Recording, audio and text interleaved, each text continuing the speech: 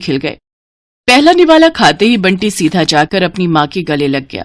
ये वाला पागल पनीर तो शादी वाले से भी बहुत अच्छा है माँ। सच में सरिता, बंटी बिल्कुल सही बोल रहा है। तुमने तो कमाल कर दिया। अब मुझे लगता है अब तुम्हारा ये पालक पनीर ही हमारी किस्मत पलटेगा। जी मैं कुछ समझी नहीं, आप कहना क्या चाहते हो? देखो, मैं कई दिनों से खेती छोड़कर एक ढाबा खोलने के बारे में सोच रहा था।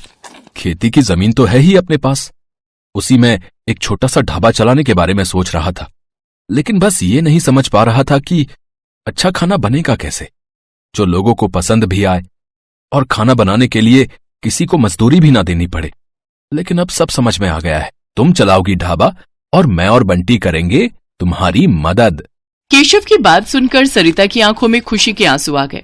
उसे खाना बनाने का हमेशा से शौक था, लेकिन पैसों की कमी के चलते वो इस शौक को कभी आगे नहीं बढ़ा पाए। लेकिन अब उसका ये शौक उनकी कमाई का जरिया बनने वाला था, तो सरिता भी पूरी तरह से तैयार थी। अगले ही दिन से केशव ने बांस बल्लियों की मदद से ढाबा बनाना शुरू कर दिया और पूरे 1 हफ्ते की मेहनत के बाद सरिता का पालक पनीर ढाबा बनकर तैयार हो गया। शुरुआत के लिए केशव को थोड़े पैसे कर्ज पर लेने पड़े, लेकिन फिर सरिता की मेहनत और लगन ने वो कर दिखाया जिसकी केशव ने उससे उम्मीद लगाई थी।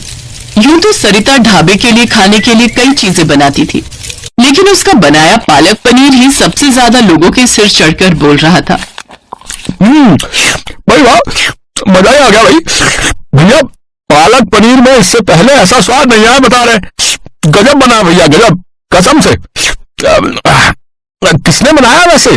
कोई खास कारीगर है क्या आपके पास? है? जी हाँ, है ना।